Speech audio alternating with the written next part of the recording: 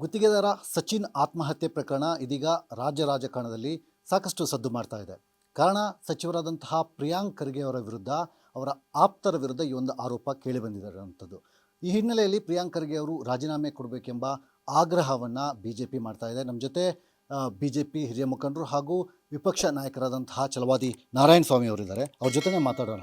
Sir, ಬಹಳ ಮುಖ್ಯವಾಗಿ BJP ಸರ್ಕಾರ ಆಡಳಿತದಲ್ಲಿದ್ದಂಥ ಸಂದರ್ಭದಲ್ಲಿ ಪ್ರಿಯಾಂಕ್ ಖರ್ಗೆ ಅವರು BJP ವಿರುದ್ಧದ ಹಲವಾರು ಅಭಿಯಾನದಲ್ಲಿ, ಅದು 40% ಸರ್ಕಾರ ಅಂತ ಅಭಿಯಾನ ಇರ್ಬೋದು, ಬಿಟ್ಕಾಯಿನ್ ಅಭಿಯಾನ ಇರ್ಬೋದು, ಎಲ್ಲ ಅದರಲ್ಲಿ ಭಾಳ ಪ್ರಮುಖ ಪಾತ್ರವನ್ನು ನಿರ್ವಹಣೆ ಮಾಡಿದರು. ಆ ಹಿನ್ನೆಲೆಯಲ್ಲಿ ಇದೀಗ ಪ್ರಿಯಾಂಕ್ ಖರ್ಗೆ ಅವರನ್ನು BJP ಟಾರ್ಗೆಟ್ ಮಾಡ್ತಾ ಇದೆ. ಸಚಿನ್ ಆತ್ಮಹತ್ಯೆ ಪ್ರಕರಣದಲ್ಲಿ ಪ್ರಿಯಾಂಕ್ ಖರ್ಗೆ ಅವರನ್ನು ಈ ಉದ್ದೇಶದಿಂದ ಟಾರ್ಗೆಟ್ ಮಾಡ್ತಾ ಇದೆ ಎಂಬ ಆರೋಪ ಕೇಳಿ ಬರ್ತಾ ಇದೆ. ಇಲ್ಲ, ಆ ರೀತಿ ಯಾರು ರಾಜಕಾರಣದಲ್ಲಿ ಆ ರೀತಿ ಟಾರ್ಗೆಟ್ ಮಾಡಲಿಕ್ಕಾಗಲ್ಲ. ಯಾಕೆ ಅಂತಂದರೆ, ರಾಜಕಾರಣದಲ್ಲಿ ಯಾವುದೇ ಹೋರಾಟ ಯಾವುದೇ ಇರ್ಬೋದು, ವಿಷಯಾಧಾರಿತವಾಗಿರ್ತದೆ ಹೊರತು ಒಂದು ಟಾರ್ಗೆಟ್ ಮಾಡೋದ್ರಿಂದ ಅದಕ್ಕೆ ವ್ಯಾಲ್ಯೂನೂ ಬರೋದಿಲ್ಲ. ಯಾರನ್ನೇ ಮಾಡಬೇಕಾದ್ರೆ ಆ ರೀತಿ ವ್ಯಾಲ್ಯೂ ಬರೋದಿಲ್ಲ. ಹಾಗಾಗಿ ಪ್ರಿಯಾಂಕಾ ಖರ್ಗೆ ಅವರು ಯಾರಿಗೂ ಟಾರ್ಗೆಟ್ ಅಲ್ಲ. ಬಟ್ ಅವರೇ ಅದನ್ನು ನನ್ನನ್ನು ಟಾರ್ಗೆಟ್ ಮಾಡ್ಕೊಂಡಿದ್ದಾರೆ ಅಂತೇನಾದರೂ ಅವರೇ ಹೇಳ್ಕೊಂಡ್ರೆ ವಿಪರ್ಯಾಸ.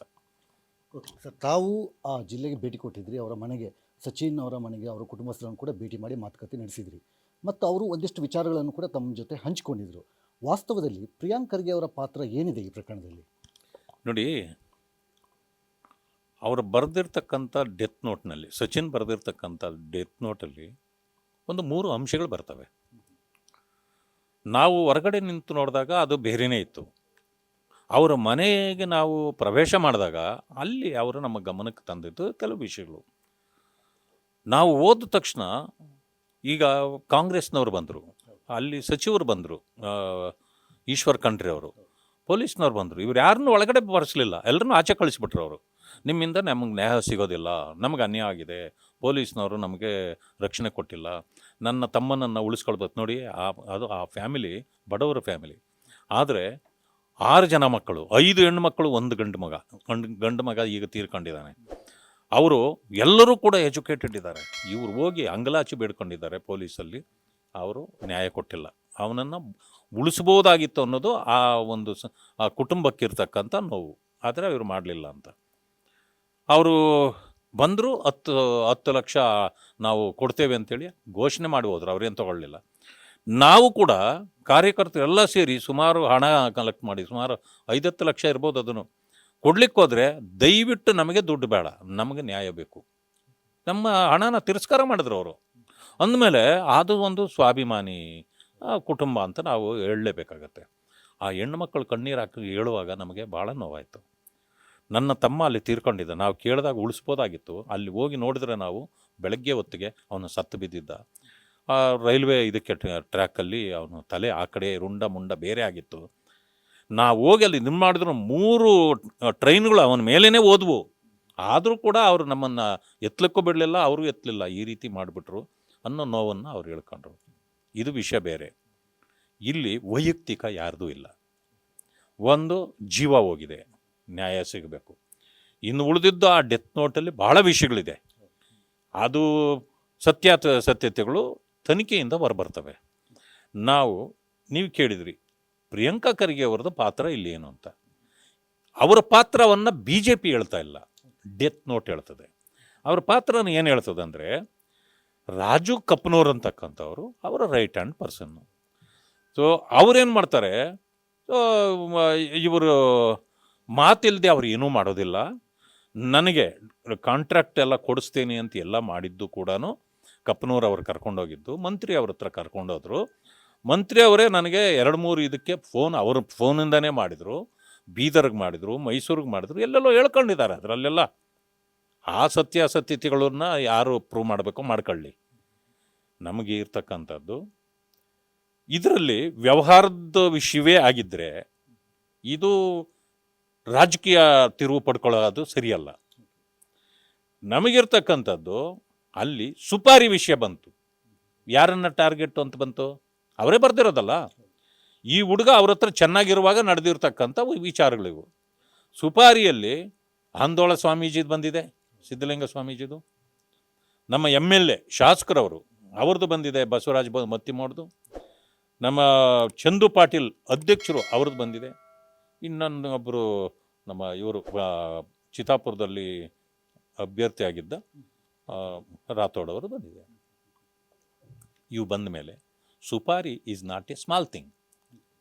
ಸರ್ಕಾರದ ಒಬ್ಬ ಸಚಿವರ ಮೇಲೆ ಈ ರೀತಿ ಬಂದಿರತಕ್ಕಂಥದ್ದು. ಆ ಕಾರಣದಿಂದ ಒಂದು ಈ ಗ್ಯಾಂಗ್ ಏನಿದೆ ಈತನಿಗೆ ಬೆದರಿಕೆ ಹಾಕಿ ಕೊಲೆ ಮಾಡ್ತೀವಿ ಅಂಥೇಳಿ ಅವ್ರ ಮನೆಗೆ ಡಿಸೆಂಬರ್ 3ನೇ ತಾರೀಕು ಮತ್ತು ಡಿಸೆಂಬರ್ 15ನೇ ತಾರೀಕು ಎರಡೂ ಸಾರಿ ಹೋಗಿ ಅವನನ್ನು ಮನೆಯನ್ನೇ ನಾವು ಮುಗಿಸ್ಬಿಡ್ತೀವಿ, ಎಲ್ಲರೂ ನಮಗೆ ಪ್ರಾಣಗಳು ಇಂಪಾರ್ಟೆಂಟ್ ಅಲ್ಲ, ದುಡ್ಡು ಕೊಡಿರಿ ಅಂತ ಕೇಳಿದ್ದಾರೆ ಅಂತೆಲ್ಲ ಆ ಹೆಣ್ಣುಮಕ್ಕಳು ನಮ್ಮ ಹತ್ರ ಹೇಳಿದರು. ಇವೆಲ್ಲ ಇರೋದ್ರಿಂದ ತನಿಖೆ ಆಗಬೇಕು. ಈ ಗ್ಯಾಂಗ್ ಎಂಥದ್ದು ಅಂತೇಳಿ ಅದರಲ್ಲೇ ತಿರುಗಿ ಬರೆದಾಗಿದೆ. ನಾವು ಹೆಣ್ಮಕ್ಕಳನ್ನು ಕೆಲವ್ರನ್ನ ಇಟ್ಕೊಂಡು ಹನಿ ಟ್ರ್ಯಾಪ್ ಮಾಡಿಸಿ ಕೆಲವ್ರನ್ನೆಲ್ಲನೂ ಇವರು ಇದು ಮಾಡ್ತಾರೆ ಅನ್ನೋದು ಬಂದಿದೆ. ಇತ್ತೀಚೆಗೆ ಹನಿ ಟ್ರ್ಯಾಪ್ ಅನ್ನೋದು ಗುಲ್ಬರ್ಗಾದಲ್ಲಿ ಬಹಳ ಸದ್ದು ಮಾಡಿದೆ. ಅಮಾಯಕರನ್ನೆಲ್ಲ ತಗೊಂಡು ಕೇಸುಗಳಾಕಿದೆ. ಆದರೆ ನಿಜವಾದ ಇದು ಯಾರು ಈಗ ಆ ನೋಟಲ್ಲಿದೆ. ಅಲ್ಲಿಗೆ ಒಂದು ನಮಗೆ ಬರಬೇಕಾಗಿರೋದು ಹಣದ ವಿಷಯ, ಕೊಟ್ಟಿರೋದು ಯಾರು, ಬಿಟ್ಟಿರೋದು ಯಾರು, ಯಾರ್ಯಾರು ಕೊಟ್ಟಿದ್ದಾರೆ, ಯಾರಿಗೆ ಹಣ ವಾಪಸ್ ಬರಬೇಕು, ಇದು ಅವರ ಸ್ವಂತ ವಿಷಯ ಮಾಡ್ಕೊಳ್ಳಿ ಅವರು. ಸುಪಾರಿ ವಿಷಯ ಮತ್ತು ಹನಿ ಟ್ರಾಪನ ವಿಷಯ ಸಣ್ಣ ವಿಷಯಗಳಲ್ಲ ಇವು, ಇದಕ್ಕಾಗಬೇಕು. ಅದರಿಂದ ಇವ್ರ ಹೆಸರು ಅದರಲ್ಲಿ ತಳುಕು ಹಾಕ್ಕೊಂಡಿರೋದ್ರಿಂದ ಯಾರೇ ಆಗಲಿ ಈಗ ಅನೇಕರ ಮೇಲೆ ಈ ರೀತಿ ಅಪಾದನೆಗಳು ಬರ್ತವೆ. ಬಂದಾಗ ಅವ್ರೇನು ಮಾಡಬೇಕು, ಸೊ ಅದು ಜವಾಬ್ದಾರಿಯನ್ನು ಹೊತ್ತು ಸೊ ಅದಕ್ಕೆ ಉತ್ತರ ಕೊಡಬೇಕು. ಪ್ರಿಯಾಂಕಾ ಖರ್ಗೆ ಅವ್ರು ಏನು ಹೇಳಿರೋದು, ಯಾರು ಏನೇ ಮಾಡಿದ್ರು ನಾನು ಕೊಡಲ್ಲ, ಇದು ಉದ್ದಟತನದ ಮಾತುಗಳು ಬೇಕಾಗಿಲ್ಲ. ಸಚಿವರಾಗಿ ಇಲ್ಲಿ ಈಶ್ವರಪ್ಪ ಅವರ ಪ್ರಕರಣವನ್ನು ಹೋಲಿಕೆ ಮಾಡಲಾಗ್ತಾ ಇದೆ. ಈಗ ಈಶ್ವರಪ್ಪ ಪ್ರಕರಣದಲ್ಲಿ ಗುತ್ತಿಗೆದಾರ ಸಂತೋಷ್ ಆತ್ಮಹತ್ಯೆ ಮಾಡಿದ ಸಂದರ್ಭದಲ್ಲಿ ಈಶ್ವರಪ್ಪನವರ ಹೆಸರನ್ನು ಅಲ್ಲಿ ಉಲ್ಲೇಖ ಮಾಡಲಾಗಿದೆ ಡೆತ್ ನೋಟ್ನಲ್ಲಿ. ಆದರೆ ಇಲ್ಲಿ ಡೆತ್ ನೋಟ್ನಲ್ಲಿ ನೇರವಾಗಿ ಪ್ರಿಯಾಂಕ್ ಖರ್ಗೆ ಅವರ ವಿರುದ್ಧ ಆರೋಪ ಮಾಡಲಾಗಿಲ್ಲ ಅಥವಾ ಅವರ ಹೆಸರನ್ನು ಉಲ್ಲೇಖ ಮಾಡಲಾಗಿಲ್ಲ. ಆ ಕಾರಣಕ್ಕೆ ನಾನು ಯಾಕೆ ರಾಜೀನಾಮೆ ಕೊಡಬೇಕೆಂಬ ಮಾತನ್ನು ಅವ್ರು ಹೇಳ್ತಾ ಇದ್ದಾರೆ. ನೋಡಿ, ಅದೇ ವಿಷಯ ಬೇರೆ, ಇದೇ ವಿಷಯ. ನಾನು ಯಾವುದಕ್ಕೂ ತಳುಕು ಹಾಕೋದಿಲ್ಲ. ಪ್ರಿಯಾಂಕಾ ಖರ್ಗೆ ಒಬ್ಬ ಯುವಕ, ಆತ ರಾಜಕಾರಣದಲ್ಲಿ ಬೆಳೀಬೇಕು, ನಮ್ಮದು ಏನು ಅಭ್ಯಂತರ ಇಲ್ಲ. ನಮಗಿರ್ತಕ್ಕಂಥದ್ದು, ನಾನು ವಿರೋಧ ಪಕ್ಷದ ನಾಯಕನಾಗಿ ಅವರು ಒಂದು ಡಿಪಾರ್ಟ್ಮೆಂಟ್ಗೆ ಮಂತ್ರಿ, ನಾನು ಮಂತ್ರಿ ಅಲ್ಲದೆ ಇದ್ದರೂ 34 ಡಿಪಾರ್ಟ್ಮೆಂಟ್ಗೂ ನನ್ನ ಜವಾಬ್ದಾರಿ ಇದೆ. ಯಾರು ಏನೇ ಹೇಳಿದಾಗ ಅದಕ್ಕೆ ನಾನು ನನ್ನ ಚರ್ಚೆಯಲ್ಲಿ ಅಥವಾ ಇದರಲ್ಲಿ ಬಂದೇ ಬರುತ್ತೆ. ಅದು ಮುಖ್ಯಮಂತ್ರಿಗಳು ಮಾತಾಡಿದರೂ ನಾನು ಮಾತಾಡಬೇಕಾಗ್ತದೆ, ಒಬ್ಬ ಸಚಿವರು ಮಾತಾಡಿದರೂ ನಾನು ಮಾತಾಡಬೇಕಾಗತ್ತೆ. ಅದು ಸರಿ ಇದ್ದರೆ ಸರಿ, ಇಲ್ಲ ಅಂತಂದರೆ ನೀವು ಮಾಡ್ತಾ ಇರೋದು ತಪ್ಪಂತ ನಾನು ಹೇಳ್ಬೇಕಾಗ್ತದೆ. ಅದಕ್ಕೆ ಇವ್ರೇನು ಹೇಳ್ತಾರೆ, BJP ಅವರು ಬಟ್ಟೆ ಹರ್ಕೊಂಡ್ರು ಕೂಡ ನಾನೇನು ತಲೆ ಕೆಡಿಸ್ಕೊಳ್ಳಲ್ಲ. ಯಾಕೆ ಬಟ್ಟೆ ಹರ್ಕೊಳ್ತಾರೆ BJP ಅವರು? ಇದು ಬಟ್ಟೆ ಹರ್ಕೊಳ್ಳೋ ಕೆಲಸನಾ? ನ್ಯಾಯ ಸಿಗಬೇಕು. ಯಾರು ತೀರ್ಕೊಂಡಿದ್ದಾರೆ ಅದು ಅವನಿಗೆ ನ್ಯಾಯ ಸಿಗಬೇಕು. ಅವ್ರ ಕುಟುಂಬ ನ್ಯಾಯ ಕೇಳ್ತಾ ಇದೆ. ಆದಮೇಲೆ ಹೇಳ್ಬೋದಾಗಿತ್ತಲ್ಲ ಇವರು, ನೋಡಿ ಯಾವುದೇ ಇದಕ್ಕೆ ನಾನು ಸಿದ್ಧನಿದ್ದೇನೆ, ಸರ್ಕಾರ ತೀರ್ಮಾನ ತಗೊಳ್ಳಿ, ಅದನ್ನು ನಯವಾಗಿ ಹೇಳ್ಬೋದಾಗಿತ್ತು. ಸೊ ನೀವು ಯಾವಾಗ ಚಾಲೆಂಜ್ ಮಾಡ್ಕೊಂಡು ಹೋಗ್ತಿದ್ರು, ಬಹಳ ಜನರು ನಿಮ್ಮನ್ನು ಪ್ರಶ್ನೆ ಮಾಡೋಕ್ಕೆ ಶುರುವಾಗಿಬಿಡ್ತಾರೆ. ಬಟ್ ತಾವೊಂದು ಗಂಭೀರವಾದಂತಹ ಆರೋಪವನ್ನು ಅವ್ರ ವಿರುದ್ಧ ಮಾಡಿದಿರಿ ಪತ್ರಿಕಾಗೋಷ್ಠಿಯಲ್ಲಿ. ಗುಲ್ಬರ್ಗ ಏನಿದೆ ಅಥವಾ ಕಲಬುರಗಿ ಏನಿದೆ, ಇದು ಒಂದು ರೀತಿಯಲ್ಲಿ ಪ್ರಿಯಾಂಕ್ ಖರ್ಗೆ ಅಥವಾ ಖರ್ಗೆ ಕುಟುಂಬದ ರಿಪಬ್ಲಿಕ್ ಆಗಿದೆ. ಸೊ ಬಳ್ಳಾರಿ ಯಾವ ರೀತಿಯಲ್ಲಿದೆ ಅದೇ ರೀತಿಯಲ್ಲಿ ಆಗಿದೆ ಎಂಬ ಚರ್ಚೆಗಳು ಕೂಡ ನಡೀತಾ ಇದ್ದಾವೆ. ವಾಸ್ತವದಲ್ಲಿ ಆ ರೀತಿಯ ರಿಪಬ್ಲಿಕ್ ಅಲ್ಲಿ ಆಗಿದೆಯಾ ಅಥವಾ ಇದೊಂದು ರಾಜಕೀಯ ಮೋಟಿವೇಟೆಡ್ ಆರೋಪಣ? ನಾನು ಹೇಳ್ತಕ್ಕಂಥದ್ದು ಬಳ್ಳಾರಿ ರಿಪಬ್ಲಿಕ್ ಆಗಿದೆ ಅಂತ ನಾನು ಹೇಳಲಿಲ್ಲ, ಅವ್ರು ಹೇಳಿದರು. ಅವ್ರಿಗೆ ಹೆಂಗೆ ಅನ್ನಿಸ್ತದು ರಿಪಬ್ಲಿಕ್ ಆಗಿದೆ ಅಂತ ಅವ್ರಿಗೆ ಅನ್ನಿಸ್ತಾ? ಈಗ ನಾನು ಹೇಳ್ತೇನೆ, ಅಲ್ಲೇನಾಗಿದೆ, ಲಾ ಆ್ಯಂಡ್ ಆರ್ಡ್ರು ಸಂಪೂರ್ಣ ಹದಗೆಟ್ಟಿದೆ. ಇವರ ಹೆಂಚ್ಮನ್ಸ್ ಅಂದರೆ ಇವರ ಜೊತೆಯಲ್ಲಿರ್ತಕ್ಕಂಥವರೇ ಆಡಳಿತ ಮಾಡ್ತಿದ್ದಾರೆ. ಇವತ್ತು ನಾನು ತೋರಿಸ್ತೇನೆ ಎಲ್ಲೆಲ್ಲೇನು ಕೋರ್ಟ್ ಆದೇಶಗಳು ಬಂದರೂ ಕೂಡ ಚಿತ್ತಾಪುರದಲ್ಲಿ ಇದುವರೆಗೂ ಪೊಲೀಸ್ನವರು FIR ಮಾಡಲ್ಲ. ಕೋರ್ಟ್ ಆದೇಶ ಬಂದಿದೆ, FIR ಮಾಡಲ್ಲ. ಅಲ್ಲಿನ ಕಾಂಗ್ರೆಸ್ ಅಧ್ಯಕ್ಷರು ಸಾಲಿ ಅಂತಿದ್ದಾರೆ, ಅವರು ಪೊಲೀಸು ಸಾಲಿ ಏನು ಹೇಳ್ತಾರೋ ಅದನ್ನು ಕೇಳ್ತಾರೆ ಅಂತ ಜನ ಹೇಳ್ತಾವ್ರೆ. ಮಂತ್ರಿ ಹೇಳೋದಿರಲಿ, ಆ ಮಟ್ಟಕ್ಕೆ ನೀವು ತಗೊಂಡೋಗಿರೋರು ಯಾರು ಈಗ ಆಡಳಿತವನ್ನು? ಆಮೇಲೆ ಅಲ್ಲಿ ಉಸ್ತುವಾರಿ ಸಚಿವರು ನೀವೇ ಇದ್ದೀರಿ, ಕಂಟ್ರೋಲ್ ಮಾಡಬೇಕಾಗಿದ್ದು ನಿಮ್ಮ ಜವಾಬ್ದಾರಿ. ಇವತ್ತು ಎಷ್ಟು ಕೆಲಸ ಕಾರ್ಯಗಳೇ ಆಗ್ತಾಯಿಲ್ಲ, ಎಲ್ಲ ಬೇಸರದಲ್ಲಿದ್ದಾರೆ ಜನ. ನಾವು ಹೋದಾಗ ನಮಗೂ ಹೇಳ್ತಾರಲ್ಲ, ನಿಮಗೆ ನಿಮ್ಮ ಪ್ರೀತಿ ವಿಶ್ವಾಸಕ್ಕೆ ಮಣಿದು ನಿಮ್ಮ ಜೊತೆಯಲ್ಲಿ ಯಾವ ರೀತಿ ಇರ್ತಾರೋ ಹಾಗೆ ನೊಂದವರು ನಮ್ಮ ಜೊತೆಯಲ್ಲೂ ಇರ್ತಾರಲ್ಲ, ಅವರೆಲ್ಲ ಹೇಳ್ತಾರಲ್ಲ. ಇದಕ್ಕೆ ನಾವು ಉತ್ತರ ಕೊಡಬೇಕಾಗ್ತದೆ ವಿರೋಧ ಪಕ್ಷದ ನಾಯಕರಾಗಿ. ಆ ಕೆಲಸವನ್ನು ನಾವು ಮಾಡ್ತಾಯಿದ್ದೀವಿ. ಅದರಲ್ಲಿ ನೀವು ಹೇಳು, ಸಚಿವರು ಆಪಾದನೆ ಬಂದ ತಕ್ಷಣ ಇದನ್ನು CODಗೆ ಕೊಡಿ ಅಂತ ನೀವೆಂಗೆ ಬರೆದ್ರಿ? ನಿಮಗೆ ಸಿ ಒ ಡಿಗೆ ಕೊಡಬೇಕು ಅಂತ ನಿಮಗೆ ಯಾರು ಹೇಳ್ಕೊಟ್ರು? ಸರ್ಕಾರದ ಕೆಲಸ ಅದು, ಮುಖ್ಯಮಂತ್ರಿಗಳು ಮಾಡಬೇಕಾಗಿರೋದು ಅಥವಾ ಗೃಹ ಸಚಿವರು ಮಾಡಬೇಕಾಗಿರೋದು. ನೀವು ಅಲ್ಲಿ ಎಲ್ಲ ಆದಮೇಲೆ ನೀವೇ ಸಿ ಒ ಡಿಗೆ ಕೊಡಿ ಅಂತ ನೀವು ಬರೀತೀರಿ, ಸರ್ಕಾರ ಸಿ ಒ ಡಿಗೆ ಕೊಡ್ತದೆ. ಆಗಿದ್ದ ಮೇಲೆ ಸಿ ಬಿ ಐಗೆ ಕೇಳ್ತಾ ಇರೋ ಆ ಫ್ಯಾಮಿಲಿ ಇಲ್ಲಿ ನಿಮಗೆ ಸಿ ಒ ಡಿನಲ್ಲಿ ನ್ಯಾಯ ಸಿಗಲ್ಲ ಅನ್ನೋ ಕಾರಣಕ್ಕೆ ಕೊಡ್ತಾ ಇದ್ದಾರೆ. ನೀವು ಮಾತೆತ್ತಿದ್ರೆ ಸಿ ಒ ಡಿ, ಮಾತೆತ್ತಿದ್ರೆ ಅಂದರೆ ಏನು? ಯಾವ ಕೇಸನ್ನು ಸಿ ಒ ಡಿ ಇವಾಗ ಪ್ರೂವ್ ಮಾಡ್ತು? SIT ವಾಲ್ಮೀಕಿ ನಿಗಮದಲ್ಲಿ ಚಂದ್ರಶೇಖರ್ ತೀರ್ಕೊಂಡು ಮಂತ್ರಿ ಹೆಸರು, ಚೇರ್ಮನ್ ಹೆಸರೆಲ್ಲ ಮೆನ್ಷನ್ನೇ ಮಾಡಿ ಹೋಗಿದ್ರು. ಆಯಿತಾ? ಅವ್ರು ರಿಸೈನ್ ಮಾಡಿದ್ರಲ್ಲ, ಈಗ ಅವರು ಕ್ಲೀನ್ ಚಿಟ್ಟು ಅಂತೇಳಿ ಈಗ ಇನ್ನೂ ಕೋರ್ಟಲ್ಲಿ ಕೇಸ್ ಇದೆ, ಅದು ಬೇರೆ ವಿಷಯ. ಆದರೆ ಅವರು ಮಂತ್ರಿ ಕೊಡಬೇಕು ಅಂತ ಬರ್ತಾ ಇದೆಯಲ್ಲ, ಹಾಗೆ ನಿಮ್ಮದು ಕೂಡ ಇಲ್ಲಿ ಜವಾಬ್ದಾರಿ ಇದೆ. ಜವಾಬ್ದಾರಿಯನ್ನು ನಿರ್ವಹಿಸ್ತಕ್ಕಂಥ ಕಾಲದಲ್ಲಿ ನೀವು ನಿಮ್ಮ ಇದನ್ನು ಕೂಡ ಕೊಟ್ಟು ಮಾಡಬೇಕಾಗಿತ್ತು. ಮಾಡಲಿಲ್ಲ, ಬಿಡಿ. ನೀವು ಚಾಲೆಂಜ್ ಯಾಕೆ ಮಾಡ್ತಿದ್ದೀರಿ? ಯಾರ ಮೇಲೆ ಮಾಡ್ತಾಯಿದ್ದೀರಿ ನೀವು? ವಿರೋಧ ಪಕ್ಷ ಇರೋದೇನಕ್ಕೆ? ನಿಮ್ಮನ್ನು ಪ್ರಶ್ನೆ ಮಾಡಲಿಕ್ಕೆ ಇದೆ. ಪ್ರಶ್ನೆ ಮಾಡಿದಾಗ ನೀವು ಎಲ್ಲ ಹರ್ಕೊಳ್ಳಿ, ನಾನು ಕೇರ್ ಮಾಡೋದಿಲ್ಲ, ಐ ಡೋಂಟ್ ಕೇರ್, ನಾವು ಏನೋ ಅಲ್ಲಿ ಪ್ರದರ್ಶನ ಮಾಡ್ತೀರಿ ಅಂತಂದು ಎಷ್ಟು ಜನ ಮುತ್ತಿಗೆ ಹಾಕ್ತಾರೆ ಅಂತ ಬಂತು. ಮುತ್ತಿಗೆ ಹಾಕಿದ ತಕ್ಷಣ ನೀವೇನು ಹೇಳಬೇಕು? ಆಯಿತು, ಅವ್ರ ಜವಾಬ್ದಾರಿ, ಅವ್ರ ಕೆಲಸ ಅದು, ನಾನೇನು ಮಾಡಲಿ ಅದಕ್ಕೆ ಅನ್ಬೇಕು. ನೀವೆಲ್ಲನೂ ಇದು ನಮ್ಮ ಹತ್ರ ಪರ್ಮಿಷನ್ ತಗೊಂಡು ನಮ್ಮ ಮನೆಗೆ ಬರೋದಾದರೆ ಕಾಫಿ ಟೀ ಎಲ್ಲ ರೆಡಿ ಮಾಡ್ತೀನಿ. ಇದೇನದು? ಅದು ಉದ್ದಟತನ ಅಲ್ವಾ? ಈ ರೀತಿ ನಾಯಕತ್ವನ ಈ ರೀತಿ ಮಾಡೋಕ್ಕಾಗೋದಿಲ್ಲ. ಯುವಕನಾಗಿ ನೀವು ಸಮಾಜದ ಸೇವೆ ಮಾಡಬೇಕು. ಇವತ್ತು ನೀವು ಮಂತ್ರಿ ಇದ್ದೀರಿ, 3 ಸಾರಿ ನಾನು ಗೆದ್ದೆ, 3 ಸಾರಿ ಮಂತ್ರಿ ಆಗಿದ್ದೀನಿ ಅಂತ ಹೇಳಿದ್ದೀವಿ. ಸಂತೋಷ. 3 ಸಾರಿ ಆಗಿರೋರು ಎಷ್ಟು ಜನ ಮಂತ್ರಿ ಆಗವ್ರೆ ಕಾಂಗ್ರೆಸ್ಸಲ್ಲಿ? ಪ್ರಸಾದ್ ಅಬ್ಬಯ್ಯ ನಿಮ್ಮದೇ ಸಮುದಾಯ ಅಲ್ಲ, ನಮ್ಮದೇ ಸಮುದಾಯ, ನಾನು ಕೂಡ ಅದೇ ಸಮುದಾಯದ. 3 ಸಾರಿ ಆಗವ್ರೆ, ಮಂತ್ರಿ ಆದ್ರ? ನರೇಂದ್ರ ಸ್ವಾಮಿ 3 ಸಾರಿ ಗೆದ್ದವ್ರೆ, ಮಂತ್ರಿ ಆಗವ್ರ? SN ನಾರಾಯಣ ಸ್ವಾಮಿ 3 ಸಾರಿ ಆಗವ್ರೆ, ಮಂತ್ರಿ ಆದ್ರ? ಹೋಗ್ಲಿ, ನಿಮ್ಮ ಜೊತೆಯಲ್ಲೇ ಇರ್ತಕ್ಕಂಥ ಗೆಳೆಯ ಧರ್ಮಸಿಂಗ್ ಅವರ ಪುತ್ರ 3 ಸಾರಿ ಅವರು ಆಗವ್ರೆ. ಆಯ್ತಾ? ಯಾಕೆ? ಅವ್ರಿಗೆ ಆ ಯೋಗ ಬರಲಿಲ್ಲ ಅಂದರೆ ಅವ್ರು ಯಾರಲ್ಲಿ ಯೋಗ್ಯತೆ ಇರಲಿಲ್ಲ ಅಂತಲ್ಲ? ಅವ್ರಿಗೂ ಇದೆ.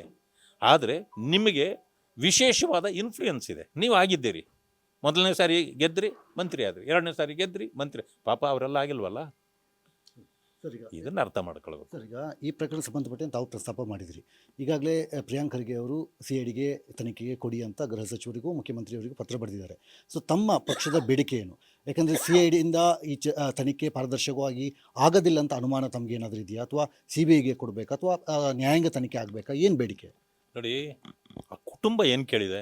CBI ತನಿಖೆ ಕೇಳಿದೆ. ಯಾಕಂದರೆ ಅವ್ರಿಗೇ ನಂಬಿಕೆ ಇಲ್ಲ ಅಂತಂತಂದರೆ ನಾವೇನು ಇದು ಮಾಡಬೇಕು?